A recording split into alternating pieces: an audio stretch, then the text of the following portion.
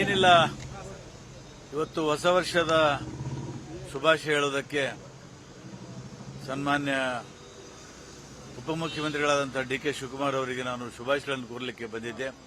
ಮುಂದೆ ಬರ್ತಕ್ಕಂಥ ದಿನಗಳಲ್ಲಿ ಪಕ್ಷ ಇನ್ನಷ್ಟು ಸಂಘಟನೆಯಾಗಿ ಗಟ್ಟಿಯಾಗಿ ಲೋಕಸಭಾ ಚುನಾವಣೆಯಲ್ಲಿ ಮತ್ತೆ ಜಯಬೇರಿ ಹೊಡಿಲಿ ನಿಮ್ಮ ನೇತೃತ್ವದಲ್ಲಿ ಅಂತ ಶುಭ ಹಾರೈಕೆ ಕೋರಿದ್ದೇನೆ.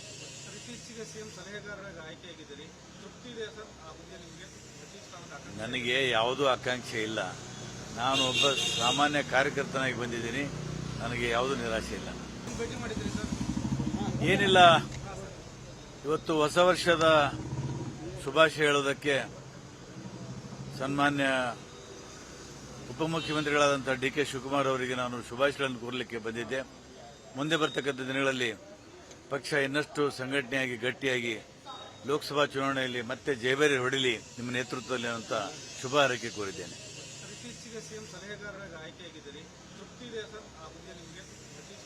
ನನಗೆ ಯಾವುದೂ ಆಕಾಂಕ್ಷೆ ಇಲ್ಲ.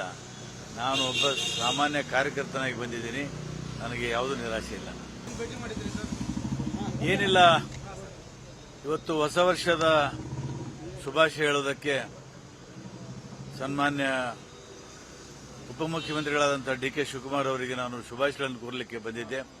ಮುಂದೆ ಬರ್ತಕ್ಕಂಥ ದಿನಗಳಲ್ಲಿ ಪಕ್ಷ ಇನ್ನಷ್ಟು ಸಂಘಟನೆಯಾಗಿ ಗಟ್ಟಿಯಾಗಿ ಲೋಕಸಭಾ ಚುನಾವಣೆಯಲ್ಲಿ ಮತ್ತೆ ಜಯಬೇರಿ ಹೊಡಿಲಿ ನಿಮ್ಮ ನೇತೃತ್ವದಲ್ಲಿ ಅಂತ ಶುಭ ಹಾರೈಕೆ ಕೋರಿದ್ದೇನೆ.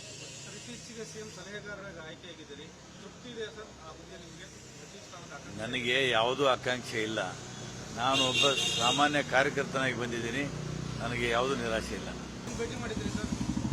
ಏನಿಲ್ಲ, ಇವತ್ತು ಹೊಸ ವರ್ಷದ ಶುಭಾಶಯ ಹೇಳೋದಕ್ಕೆ ಸನ್ಮಾನ್ಯ ಉಪಮುಖ್ಯಮಂತ್ರಿಗಳಾದಂಥ ಡಿ.ಕೆ. ಶಿವಕುಮಾರ್ ಅವರಿಗೆ ನಾನು ಶುಭಾಶಯಗಳನ್ನು ಕೋರಲಿಕ್ಕೆ ಬಂದಿದ್ದೆ.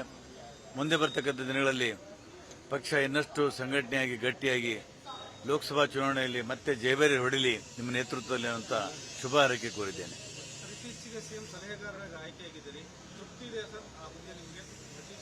ನನಗೆ ಯಾವುದೂ ಆಕಾಂಕ್ಷೆ ಇಲ್ಲ. ನಾನು ಒಬ್ಬ ಸಾಮಾನ್ಯ ಕಾರ್ಯಕರ್ತನಾಗಿ ಬಂದಿದ್ದೀನಿ. ನನಗೆ ಯಾವುದೂ ನಿರಾಶೆ ಇಲ್ಲ. ಏನಿಲ್ಲ, ಇವತ್ತು ಹೊಸ ವರ್ಷದ ಶುಭಾಶಯ ಹೇಳೋದಕ್ಕೆ ಸನ್ಮಾನ್ಯ ಉಪಮುಖ್ಯಮಂತ್ರಿಗಳಾದಂಥ ಡಿ.ಕೆ. ಶಿವಕುಮಾರ್ ಅವರಿಗೆ ನಾನು ಶುಭಾಶಯಗಳನ್ನು ಕೋರಲಿಕ್ಕೆ ಬಂದಿದ್ದೆ. ಮುಂದೆ ಬರ್ತಕ್ಕಂಥ ದಿನಗಳಲ್ಲಿ ಪಕ್ಷ ಇನ್ನಷ್ಟು ಸಂಘಟನೆಯಾಗಿ ಗಟ್ಟಿಯಾಗಿ ಲೋಕಸಭಾ ಚುನಾವಣೆಯಲ್ಲಿ ಮತ್ತೆ ಜಯಬೇರಿ ಹೊಡಿಲಿ ನಿಮ್ಮ ನೇತೃತ್ವದಲ್ಲಿ ಅಂತ ಶುಭ ಹಾರೈಕೆ ಕೋರಿದ್ದೇನೆ.